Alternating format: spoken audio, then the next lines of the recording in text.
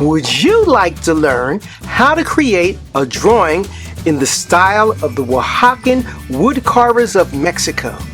They create these fantasy animals and they're just unbelievable. Today I chose a coyote for certain reasons, and you'll only find out as long as you just watch. Please remember to like, subscribe, hit that bell so you can get weekly reminders when my videos debut. What you're seeing right now is part of my collection of Oaxacan fantasy creatures. Now, when I first started doing this drawing, I always look for simple shapes. I look for ovals, I look for circles, smaller ovals, and I try to define the shapes that I see. I started drawing eyes, nose, ears, other details. I slowly carve out the shape of what I'm trying to describe. Then I'll go in and put in smaller details as I continue to work on my main subject. And my main subject for this work is the coyote. I went through looking at hundreds of pictures of different alebrijes, and that's what the Oaxacan fantasy animals are called, until I saw one that really intrigued me, and it just happened to be a coyote. And I'll tell you toward the end of the video why I chose the coyote. But first, let me give you a little history about the art of the Oaxacan artisans of Mexico. Although Oaxacan wood carving has been around for less than 60 years, they have become one of the most popular folk art styles in Mexico. Now, I was first attracted to them going on vacation in Mexico. And when I would go to the markets, I would see these creatures, beautifully colored, and they were quite inexpensive. And I had to have them for my collection, and I started this years ago, maybe over 20 years ago.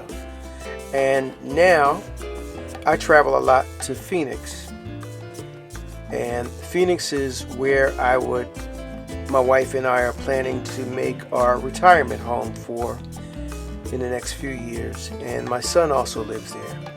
But when I go around in Phoenix and some areas outside of Phoenix, I can also find them throughout most of Arizona. So I'm just thrilled. I can go there and find some of my favorite works of art. Anyway, a lot of the artisans that created these, at one time they were farmers, found out they could make extra income by making the carvings. The economical boom created by the popularity of these colorful creatures has given many families a chance to have a better life in one of the poorest countries.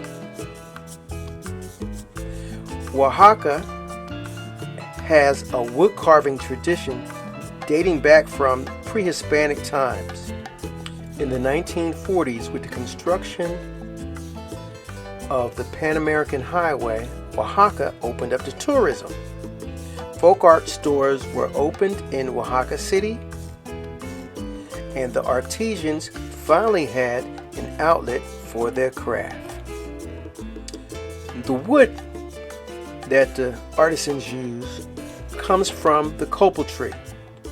Fresh cut copal wood is soft and easily workable. It has a small heart so it doesn't split. It sands to a smooth porcelain-like finish, and it doesn't absorb much paint. Copal wood is susceptible to bugs, so it's always a good practice that once you acquire a Oaxacan carving that you wrap it in a plastic bag, freeze it for a week. That will eliminate any and all bug eggs that might be in the piece.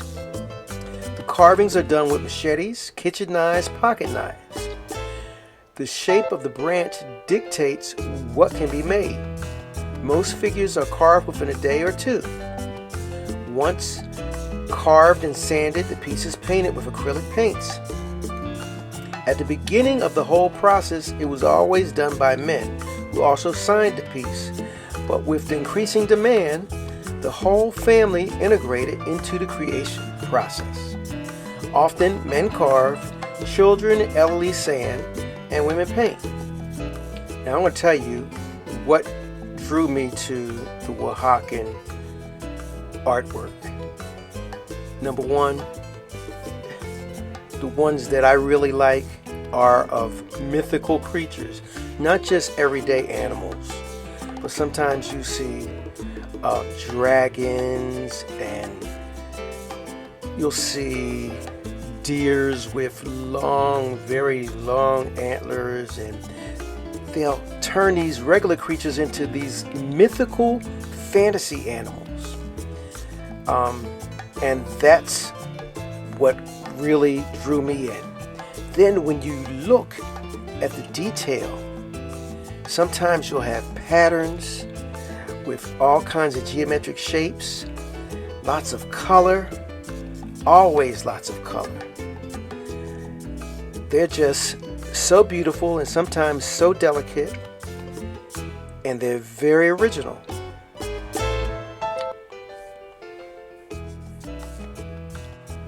I chose the coyote because he is definitely a creature that lives in Arizona. I love doing Arizona sunset, and it just seemed like it was the perfect match for my landscape and for having this mythical creature.